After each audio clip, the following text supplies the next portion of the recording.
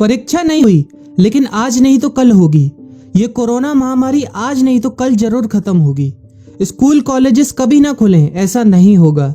अभ्यास करते रहोगे तो कोई पछतावा नहीं होगा। कोरोना महामारी के चलते इस समय स्कूल और कॉलेजेस बंद पड़े हैं, जिसके चलते विद्यार्थियों में पढ़ाई के प्रति लापरवाही देखी जा रही है। इसी को देखते हुए मुंबई के एक स्कूल में हमारे पुराणों में लिखित एक कहानी सुनाई गई और विद्यार्थियों को इस कहानी के जरिए एक मैसेज दिया गया, एक सलाह दी गई। कहानी ये थी कि एक बार भगवान इंद्र किसानों से नाराज हो गए और उन्होंने घोषणा कर दी कि 12 साल तक बारिश नहीं होगी, आप फसलों को नहीं उगा पाएंगे। भगवान इंद्र से किसानों ने विनम्रता पूर्वक विनती की। किसानों की विनती को देखते हुए इंद्र ने बड़ी चालाकी से बारिश न होने का सारा श्रेय भगवान शिव के ऊपर डाल दिया और कहा कि बारिश तभी संभव है जब भगवान शिव अपना डमरू बजाएंगे। लेकिन इंद्रदेव भगवान शिव के साथ पहले ही गुप्त रूप से चर्चा कर चुके थे और उनसे किसानों के साथ सहमत नहीं होने के लिए भी अनुरोध कर चुके थे। जब किसान भगवान शिव के पास बारिश के लिए विनती करने के लिए गए तो उन्होंने भी कह दिया कि बारिश तभी होगी जब मैं 12 साल बाद अपना डमरू बजाऊंगा। निराश होकर वापस लौटते किसानों ने 12 साल तक इंतजार करने का फैसला किया।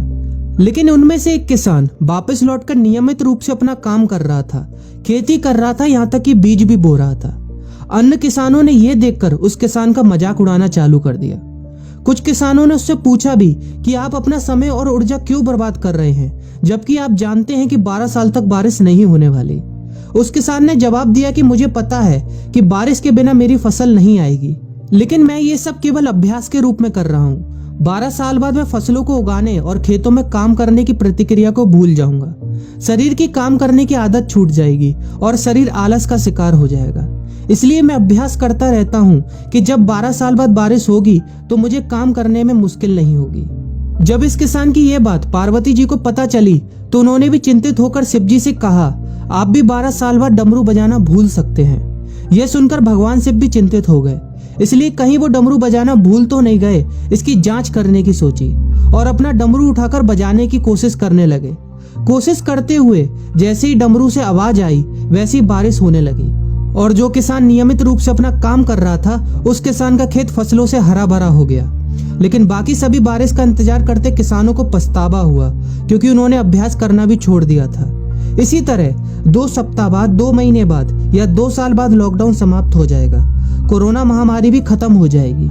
इसे घूरने या इस महामारी के खत्म होने तक का इंतजार करने से बेहतर है कि आप जिस कक्षा में हैं या जिस अगली कक्षा में जाने वाले हैं उसका अध्ययन करें। पुस्तकों का अध्ययन करके अपने कौशल को तेज करें। आपके पास जो ज्ञान है उसे और बढ़ाएं। इस समय का इस्तेमाल करें और ये सोचें कि आप और भी बेहतर कैसे कर सकते हैं, क्योंकि डमरू कभी भी बज सकता है। इसलिए अभ्यास करते रहें। अभ्यास ही गुणवत्ता का सार है। अभ्यास ही है जो आपको किसी भी क्षेत्र में पूर्ण बनाता है।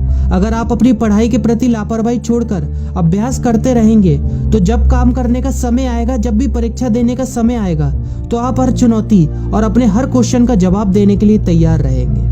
अपना ध्यान रखें और अपनों का ख्याल रखें, क्योंकि कोरोना भी गया नहीं है। घर पर ही रहने की कोशिश करें ताकि आप भी और अन्य भी सुरक्षित रहें और नियमित रूप से अभ्यास करते रहें, क्योंकि डमरू कभी भी बज सकता है।